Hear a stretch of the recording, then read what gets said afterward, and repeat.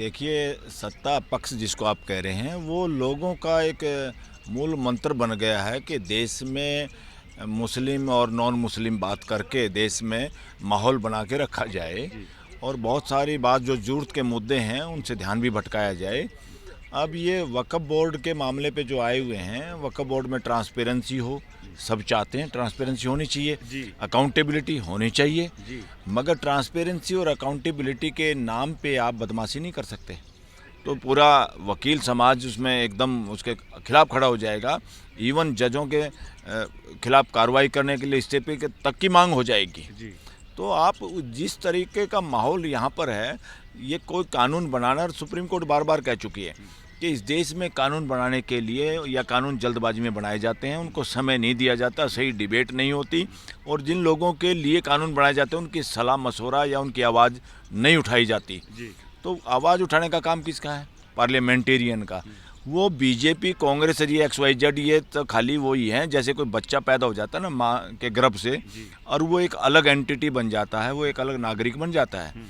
इसी तरीके से ये जो पार्टी वार्टी है ना, मैं तो ये जो अंदर भी पार्लियामेंट के अंदर इन्होंने गलत सिस्टम लागू किया हुआ है कि वहाँ कांग्रेस को, बीजेपी को, उनको भी दफ्तर दिए हुए हैं। पार्लियामेंट में किसी का दफ्तर पॉलिटिकल पार्टी के आधार पर नहीं होना चाहिए। वो एक पार्लियामेंट है, देश के सारी पॉलिटिकल पार्टियाँ उस गेट से बाहर रहनी चाहिए। जरूरत ही नहीं है उसके अंदर पॉलिटिकल पार्टी ले जाने की। वहाँ तो पार्लियामेंटेरियन है, देश के एक एक हल्के के हमारे जनप्रतिनिधि हैं जो वहाँ की लोगों की आवाज़ रखने की जिम्मेदारी है। नेचुरली करेंगे और करना चाहिए। या तो आप एक स्पेशल एक्ट ऐसा लाओ कि इस देश में रिलीजन जितने भी हैं उनको मानवीय बनाने के लिए संविधान में संशोधन करो। आप सबकी राय मशवरा लेके करो कि अब देश को, दुनिया को रिलीजन से आगे बढ़ने की ज़रूरत है, मानवता की ओर बढ़ने की ज़रूरत है, एक मानवीय व्यवस्था की ओर बढ़ने की ज़रूरत है। हिम्मत है तो उसके लिए लाओ, अमेंडमेंट करो आप कि हर धर्म के काम को उसी धर्म के लोग देखेंगे। हिम्मत है तो वो लेके आओ। अगर वो हिम्मत नहीं तो चोर बाजारी से वक्फ एक्ट बिल में इस तरह के अमेंडमेंट करने की ज़रूरत नहीं है। नमस्कार, आप देख रहे हैं नेशनल दस्तक और मैं हूं रंजय कुमार। हम हैं अभी सुप्रीम कोर्ट में और कल सदन में क्या हुआ है ये सभी को अब पता है। कल वक्फ संशोधन विधेयक पेश हुआ और लोकसभा में वो पास भी हो गया है और आज राज्यसभा में वो पेश हो चुका है। और इसमें साफ साफ इंडिया गठबंधन के नेताओं का कहना है कि इसमें संवैधानिक अनुच्छेदों का उल्लंघन हुआ है। जिस प्रकार से संविधान अधिकार देता है अल्पसंख्यकों को, वो किसी भी प्रकार के अल्पसंख्यक हों, वो अपना जो है अपनी चीज़ों को उसमें संरक्षित कर सकते हैं, अपने धर्म को संरक्षित कर सकते हैं। कोई संस्थान है तो उसको चलाने का उनको अधिकार दिया गया है। ये आर्टिकल 25 से 30 के बीच में होता है। अनुच्छेद 25 से 30 के बीच में भारत के सभी नागरिकों को धार्मिक स्वतंत्रता का अधिकार दिया गया है। हमारे साथ बातचीत करने के लिए मौजूद हैं सुप्रीम कोर्ट के वरिष्ठ वकील बलराज मलिक साहब। मलिक साहब, पहले तो आपका स्वागत है नेशनल दस्तक। जी नमस्कार। सर, एक जो वक्फ संशोधन विधेयक पेश हुआ, अब तो लोकसभा से पास भी हो चुका है और विपक्ष के नेता लगातार इस बात को बताने की कोशिश कर रहे हैं कि इसमें जो है आर्टिकल 25 से जो 30 तक जो है उसका उल्लंघन हुआ है। तो सच में कुछ ऐसा है या सिर्फ जो ये राजनीति की बातें हो रही हैं? क्योंकि सत्ता पक्ष कह रहा है कि ऐसा इसमें कुछ भी नहीं। देखिए, सत्ता पक्ष जिसको आप कह रहे हैं वो लोगों का एक मूल मंत्र बन गया है कि देश में मुस्लिम और नॉन मुस्लिम बात करके देश में माहौल बना के रखा जाए और बहुत सारी बात जो ज़रूरत के मुद्दे हैं उनसे ध्यान भी भटकाया जाए। अब ये वक्फ बोर्ड के मामले पे जो आए हुए हैं, वक्फ बोर्ड में ट्रांसपेरेंसी हो, सब चाहते हैं ट्रांसपेरेंसी होनी चाहिए, अकाउंटेबिलिटी होनी चाहिए, मगर ट्रांसपेरेंसी और अकाउंटेबिलिटी के नाम पे आप बदमाशी नहीं कर सकते। देखिए, जैसे हाई कोर्ट, सुप्रीम कोर्ट में मान लो कोई 3 जजों का बेंच है, उसमें 2 एक तरफ हो जाएंगे, एक तरफ हो जाएंगे, मान लो किसी मुद्दे पे, तो एक फैसला होता है, वो मानना पड़ता है। या आदमी उसको चैलेंज कर सकता है कि ये अनकॉन्स्टिट्यूशनल है, इसको कॉन्स्टिट्यूशन बेंच पे जाना चाहिए, चला जाता है। वहाँ दोनों पार्टियों की पूरी दलील लिखी जाती है, रीजनिंग लॉजिक दिया जाता है जजों के द्वारा, तब वो फैसला होता है। तो इसको कहते हैं कि अगर नेचुरल जस्टिस, सही तरीके से हर पर्सन का उत्तर और हर चीज़ को लॉजिक से काटना और लॉजिक से साबित करना ही एक अच्छी जजमेंट होती है। इसी तरह से ड्यूटी है पार्लियामेंट की, किसी भी मुद्दे पे पूरी चर्चा, परिचर्चा और उसमें हर बात का लॉजिकली एंड करना, वो सही तरीके से कानून पास करने का एक तरीका है। संख्या के आधार पे नहीं। यहाँ कोई संख्या के आधार पे दो जज एक तरफ हो जाएं, एक तरफ हो जाएं और दो जजों का बेवकूफ़ी से भरी लॉजिक और रीजनिंग हो तो उसका तो मजाक उड़ जाएगा, वो कंटेम्प्ट ऑफ कोर्ट हो जाएगी। देश पूरा का पूरा इस पर शर्मसार होगा कि कैसे कर दिया जजों ने। तो पूरा वकील समाज उसमें एकदम उसके खिलाफ खड़ा हो जाएगा। इवन जजों के खिलाफ कार्रवाई करने के लिए इस्तीफे तक की मांग हो जाएगी। तो आप जिस तरीके का माहौल यहाँ पर है, ये कोई कानून बनाना, और सुप्रीम कोर्ट बार बार कह चुकी है कि इस देश में कानून बनाने के लिए या कानून जल्दबाजी में बनाए जाते हैं, उनको समय नहीं दिया जाता, सही डिबेट नहीं होती, और जिन लोगों के लिए कानून बनाए जाते हैं उनकी सलाह मशवरा या उनकी आवाज़ नहीं उठाई जाती। तो आवाज़ उठाने का काम किसका है? पार्लियामेंटेरियन का। वो बीजेपी, कांग्रेस और ये XYZ ये तो खाली वही हैं, जैसे कोई बच्चा पैदा हो जाता है ना माँ के गर्भ से, और वो एक अलग एंटिटी बन जाता है, वो एक अलग नागरिक बन जाता है। इसी तरीके से ये जो पार्टी वार्टी है ना, मैं तो ये जो अंदर भी पार्लियामेंट के अंदर इन्होंने गलत सिस्टम लागू किया हुआ है कि वहाँ कांग्रेस को, बीजेपी को, उनको भी दफ्तर दिए हुए हैं। पार्लियामेंट में किसी का दफ्तर पॉलिटिकल पार्टी के आधार पर नहीं होना चाहिए। वो एक पार्लियामेंट है, देश के सारी पॉलिटिकल पार्टियाँ उस गेट से बाहर रहनी चाहिए। जरूरत ही नहीं है उसके अंदर पॉलिटिकल पार्टी ले जाने की। वहाँ तो पार्लियामेंटेरियन है, देश के एक एक हल्के के हमारे जनप्रतिनिधि हैं जो वहाँ की लोगों की आवाज़ रखने की जिम्मेदारी है, और उस जिम्मेदारी को निभाना ड्यूटी है, मर्जी नहीं है किसी की। और ड्यूटी को आप कहेंगे पार्टी लाइन की ड्यूटी है, ये पार्टी लाइन की ड्यूटी बोल के ये देश के साथ, देश के लोगों के साथ नेचुरल जस्टिस है, उनकी आवाज़ जो बुलंद करनी चाहिए वो आवाज़ बुलंद नहीं हो रही। और अब यहाँ मेजोरिटी के नाम पे के पास करना, यहाँ आरोप ये लगे हैं। इवन जो पार्लियामेंट्री कमेटी बनी थी उसमें जो मेंबर थे जो से दूसरी पॉलिटिकल पार्टी से रिलेटेड थे या चुन के आए हुए थे दूसरी पार्टियों के चिन्ह पे, उन लोगों ने कहा कि हमारी दी हुई राय मशवरे को तो इन्होंने मिटा दिया। ये तो बदमाशी है। अगर कोई जजमेंट जज की किसी बात को उसका स्टेनो या उसका रजिस्ट्री हमारी मिटा दे, ये तो करप्शन है, ये तो भ्रष्टाचार है, इसके खिलाफ तो एक्शन होना चाहिए। तो पार्लियामेंट्री कमेटी कैसे उन लोगों का उसमें बातें मिटा सकती हैं, वो एक रिकॉर्ड होना चाहिए देश के सामने। कल ये पार्लियामेंट कोर्ट के सामने मान लो इसको कोई चैलेंज करता है, वो सारी रिपोर्टें मंगा सकती है सुप्रीम कोर्ट, भाई किसने क्या कहा था, क्या बात थी, क्या नहीं थी, किसकी बात को सुना गया, नहीं सुना गया। इसलिए ये सारा का सारा जो अब पास करें, इसमें सबसे बड़ा खतरनाक तो क्या है कि डीसी को, या अब इन्होंने कह दिया कि किसी बड़े अफसर को करेंगे। ये अफसर क्या होता है? अफसर सारे के सारे इन्होंने, डेमोक्रेसी में अफसर मदारी का बंदर नहीं हो सकता, मगर इसमें तानाशाही, राजशाही, व्यक्तिवाद में होता है। और आज देश के यही हालात हैं, जितने IAS IPS हैं वो मदारी के बंदर बना चुके हैं सिस्टम हमारा। तो किसी की हिम्मत नहीं, वो सरकार के खिलाफ कोई फैसला देने की हिम्मत है क्या किसी SDM की, DC की या कमिश्नर की? किसी की नहीं है। ये हिम्मत सिर्फ वो लोग कर सकते हैं जिनको इंडिपेंडेंस दी गई है, जिनको सुरक्षा है नौकरियों की, जैसे जजों को। तो कोई ना कोई जुडिशियल सिस्टम के पास ये पावर होनी चाहिए कि ताकि वो सही फैसला कर सके, नहीं तो दबाव में करेंगे ज़्यादातर, सरकार के दबाव में। DC की तो कोई हिम्मत नहीं, SP की कोई हिम्मत नहीं, जैसे आदेश से आते हैं वैसे सरकारी लठैत की तरह से वो अपना काम करते हैं। जैसे बुलडोजर न्याय में हो रहा था, सरकार सुप्रीम कोर्ट को 10 लाख रुपया मुआवजा देना पड़ा कि नहीं देना पड़ा, और देर आए दुरुस्त आए। अगर ऐसा हो तो 10 लाख का मुआवजा भी मैं तो कह रहा हूँ उन अफसरों के घरों से देना चाहिए, ताकि जो पैसा बना के लखपति करोड़पति हो गए इस देश में, भ्रष्टाचार के पैसे से पल रहे हैं जिनके बच्चे भी।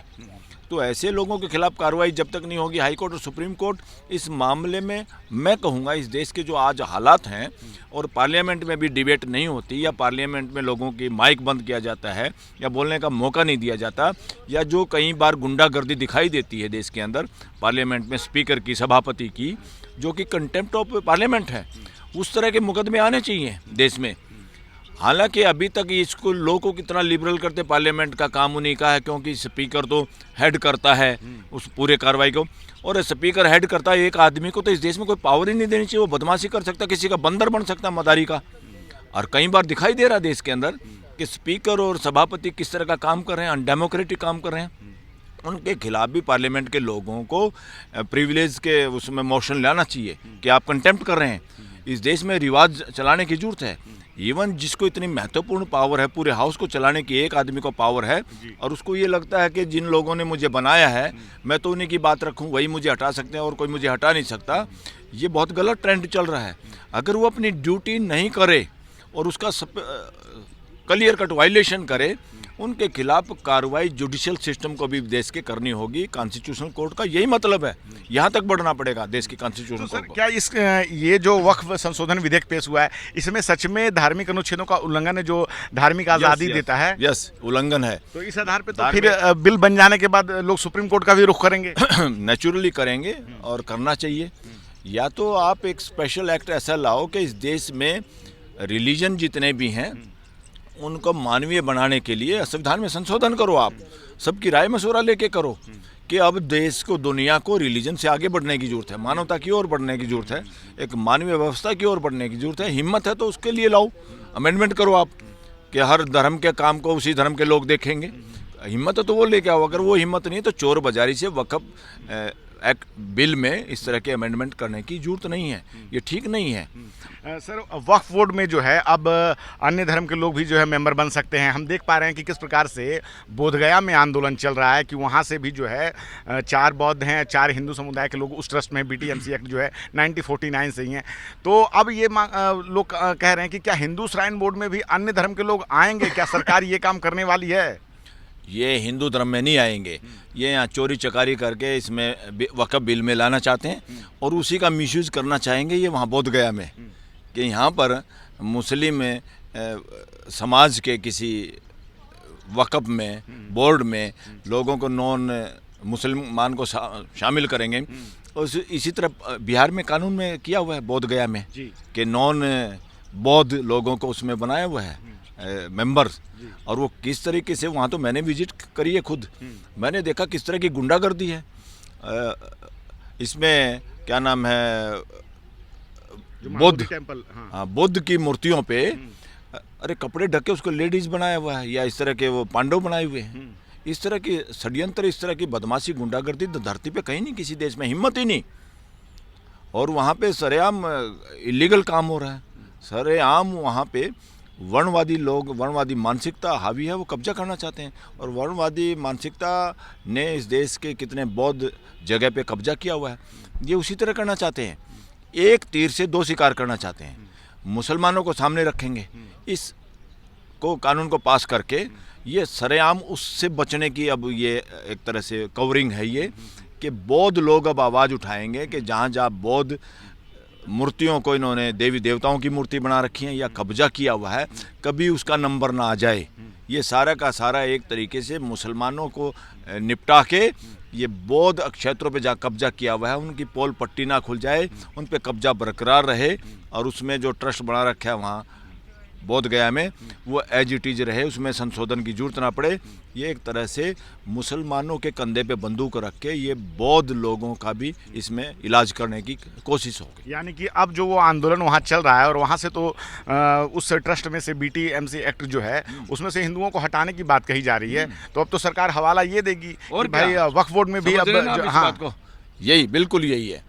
अब इनको सबसे ज़्यादा मुसलमानों को टारगेट बना के सबसे ज़्यादा अब खतरा क्या है, पूरा देश, पूरे देश की मेजॉरिटी ऑफ हिंदू, जो असली हिंदू हैं, जो वर्णवादी मानसिकता से ग्रस्त नहीं है बल्कि जो वर्णवादी मानसिकता की वजह से पीड़ित रहे, प्रताड़ित रहे, या वर्णवादी व्यवस्था को जो धराशायी करना चाहते हैं या उसके खिलाफ हैं, उन लोगों का सबका साथ वहाँ पर है, महाबोधि विहार के साथ है कि वो न केवल वो, जहाँ जहाँ भी बौद्ध स्थानों पे, बौद्ध स्तूपों पे, बौद्ध विहारों पे इस देश में कब्जा है वो सारी मुक्त होनी चाहिए।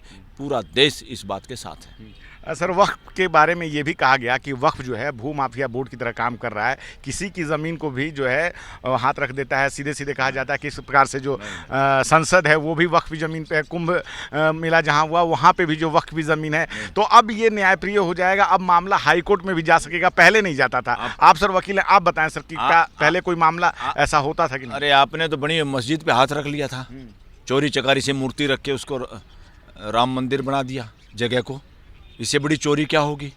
इससे क्या करके आप इसमें ये नहीं है, किसी की आस्था अगर राम के साथ है तो राम के साथ आस्था का ये मतलब नहीं है आप ब्लैकमेल कर सकते पूरी हिंदू कम्युनिटी को, समाज को। किसी को मंदिर के नाम पे पूरा हिंदू समाज आपके साथ हो जाएगा या उनको मूर्ख बनाया जा सकता है, ये पॉसिबल नहीं है आज के डेट में। या तुम ये सोच के कि राम के खिलाफ कैसे बोलेंगे लोग। अगर राम के खिलाफ किसी के दादा को या किसी के बुजुर्ग को सामने ला के आप अत्याचार करोगे दूसरों के साथ या उसका मिसयूज करना चाहोगे, ये लोग समाज चुप रहने वाला नहीं। और मेजॉरिटी ऑफ हिंदू इन शरारतों को समझ रही है।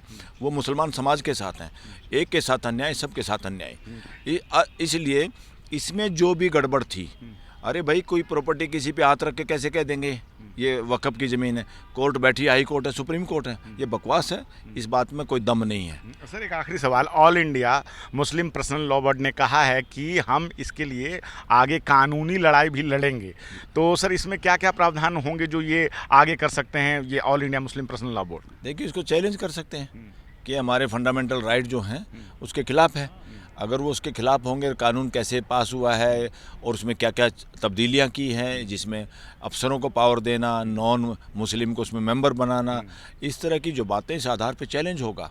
और ये चैलेंज हो के इसमें सुधार भी हो सकता है और पूरे के पूरे एक्ट को भी अनकॉन्स्टिट्यूशनल ठहरा सकती है कोर्ट। अब इम्तिहान कोर्ट का, इस देश के न्यायिक व्यवस्था का भी इम्तिहान होगा। अगर मेजॉरिटी के नाम पे कोई गुंडागर्दी पार्लियामेंट कर दे, लोगों को बिना उसमें लिए, गुड फेथ में लिए बगैर लोगों को, आप बिना सुने लोगों को ज़बरदस्ती आप थोपें या पार्लियामेंट्री कमेटी के मेंबरों की कही हुई बातों को भी मिटा के एक झूठी रिपोर्ट सामने रखें कैबिनेट के सामने या पार्लियामेंट के सामने, ये गुंडागर्दी, अगर इसी तरह की गुंडागर्दी कोर्टों में शुरू हो जाए तो कितनी देर तक विश्वास रहेगा और लोग कोर्टों में आएंगे या कोर्टों का विरोध करेंगे या कोर्टों में आना छोड़ देंगे। तो ये इस तरह के देश की संस्था को बचाने के लिए, पार्लियामेंट को बचाने के लिए इन सब बातों पे ध्यान देना होगा। अगर कोई आता है, चैलेंज करते हैं सुप्रीम कोर्ट में इस केस को, तो नेचुरली मेरे हिसाब से ये अनकॉन्स्टिट्यूशनल ठहराया जाएगा। मतलब इस बात की पूरी संभावना बनती है कि कल को जब ये कानून बन जाए उसके बाद मामला सुप्रीम कोर्ट में आए तो पूरा का पूरा इसे रद्द किया जा सकता है। एज ए लॉ स्टूडेंट, अगर मेरे उस हिसाब से जिसमें जो गड़बड़ हो रही है या इसमें जो चीज़ें सामने आ रही हैं, उस हिसाब से ये अनकॉन्स्टिट्यूशनल होना चाहिए और होगा। अगर इंडिपेंडेंस ऑफ जुडिशरी, हमारे देश की जुडिशरी इंडिपेंडेंट है तो ये भी साबित हो जाएगा और इसकी परीक्षा होगी।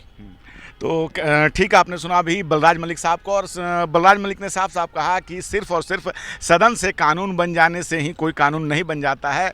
अगर उसमें किसी जो है कॉन्स्टिट्यूशनल राइट का उल्लंघन होता है, अगर व्यक्ति के मूल अधिकारों का उल्लंघन होता है तो मामला फिर कोर्ट में आ जाएगा। और जैसा कि all India Muslim personal law board ने साफ साफ कहा है कि अगर ये सदन से पास हो जाता है, लोकसभा से ये पास हो चुका है, आज राज्यसभा में पेश चुका है और वहाँ भी इस बात की उम्मीद है कि ये वहाँ से भी पास होकर राष्ट्रपति को भेजा जाए। एक ऐड करना चाहता हूं इस बात को, बहुत महत्वपूर्ण केसों पे कई कई दिन सुनवाई होती है, कई कई दिन। यहाँ पार्लियामेंट में सिर्फ 8 घंटे की बहस और इतना महत्वपूर्ण कानून बनाने जा रहे हैं, और उस कानून में जिनके लिए वो कानून बनाना चाहिए वो समाज मेजॉरिटी मैक्सिमम नाराज है, तो ये कानून नहीं, ये गुंडागर्दी है, तानाशाही है, ये पार्लियामेंट का अपमान है, ये पार्लियामेंट पे कब्जा है। मैं तो ये एक और कहूँगा, ऐसे नहीं हो सकता। तो जिस प्रकार से सत्ता पक्ष और विपक्ष जो है सदन के अंदर नूरा कुश्ती कर रहा है और सीधे सीधे all India Muslim personal law board ने कहा है कि हम कानूनी लड़ाई लड़ेंगे। अभी ये राज्यसभा से पेश जो है पास होना बाकी है, अगर वहाँ से भी पास हो जाता है तो उसके बाद ये राष्ट्रपति को भेजा जाएगा, लेकिन उसके बाद इस बात की पूरी संभावना है कि मामला सुप्रीम कोर्ट में आएगा। और अगर व्यक्ति के मूल अधिकारों का, उनके धार्मिक अधिकारों का कहीं हनन है तो सुप्रीम कोर्ट जो है इस पर अंतिम फैसला लेगा। अगर सुप्रीम कोर्ट को ये लगता है कि मामला जो है संवैधानिक व्यक्ति के मूल अधिकारों का उल्लंघन होगा, तब ये कानून जो है हो सकता है कि ये फिर से रद्द कर दिया जाए, तो मामला फिर सुप्रीम कोर्ट के पाले में आ जाएगा।